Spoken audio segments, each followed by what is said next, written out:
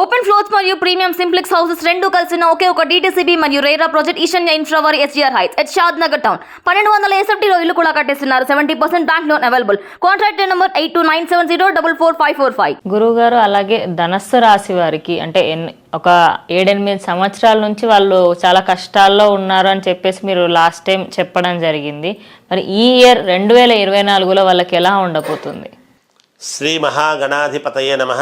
ఐం మహాసరస్వత్యే నమః. శ్రీ లలితాంబికాదేవ్యే నమః. ధనుస్సు రాశి వాళ్లకు చాలా అంటే చాలా బాగుండబోతున్నది. ఈ జనవరి 2024 1వ తేదీ నుండి 31వ తేదీ వరకు కూడా.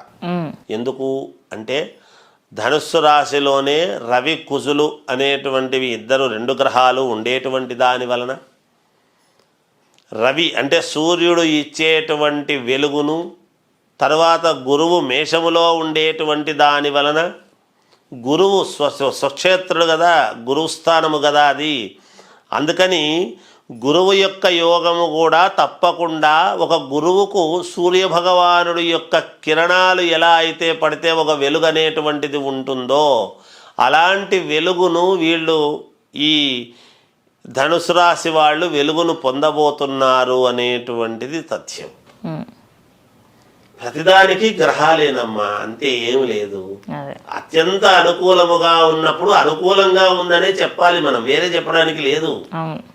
విశ్లేషణ ఎక్కడో ఒక చోట చిన్న చిన్న ఉన్నంత మాత్రాన అవి దానివల్ల ఎటువంటి ఇబ్బందులు లేవుగాక.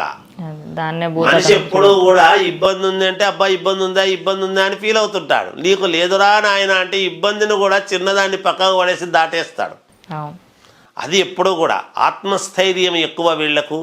గురుబలము బాగా ఉంటుంది ఈ మాసములో.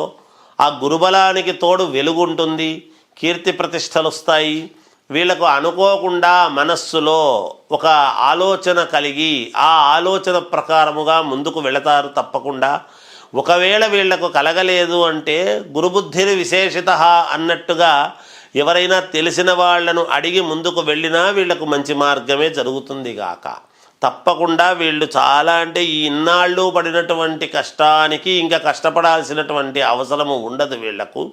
ఈ మాసం అయితే ఖచ్చితంగా ఈ జనవరి 2024 కొత్త సంవత్సరములో వీళ్ళ జీవితము కూడా కొత్త పదంగా ముందుకు వెళుతుంది అనేటువంటిది తెలియజేస్తూ ఉన్నాను. మామూలుగా విద్యార్థులకు అత్యంత యోగదాయకముగా ఉన్నది. చేసేటువంటి పనులు వ్యాపారము కానీ ఉద్యోగాలు కానీ చేసుకునేటువంటి వాళ్లకు మంచి యోగం ఉన్నది. వీళ్ళు వివాహాది కొన్ని శుభకార్యాలలో పాల్గొంటారు.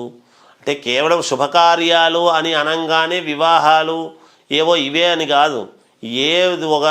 ఏ రకంగా వాళ్లకు మేలు జరిగేటువంటిది ఒక ఫ్యాక్టరీ ఓపెనింగ్ కావచ్చు, ఇంకోటి కావచ్చు, ఒక సంస్థ ప్రారంభోత్సవము కావచ్చు, ఏదైనా శుభకార్యమే ఇత్యాదివన్నీ ఎటువంటిదేదో ఎన్నో దాంట్లలో వీళ్ళు పాల్గొనడం అనేటువంటిది కొంచెం జరుగుతుంది. తద్వారా కొత్త వాళ్ళు వీళ్ళు పరిచయం కావడము, వాళ్ళ ఆలోచనలు కలవటము, కాస్త ధనము రావటము, అలా ఏదో ఒక రకంగా వీళ్ళు చేసేటువంటి పనులకు వెలుగు రావటం అనేటువంటిది అయితే జరుగుతుంది గాక. అందుకని విద్యార్థులకు బాగుంది, అన్ని రంగాల వాళ్లకు చాలా శ్రేయోదాయకముగా ఉన్నది అనేటువంటిది తెలియజేస్తూ ఉన్నాను. జయోస్తు.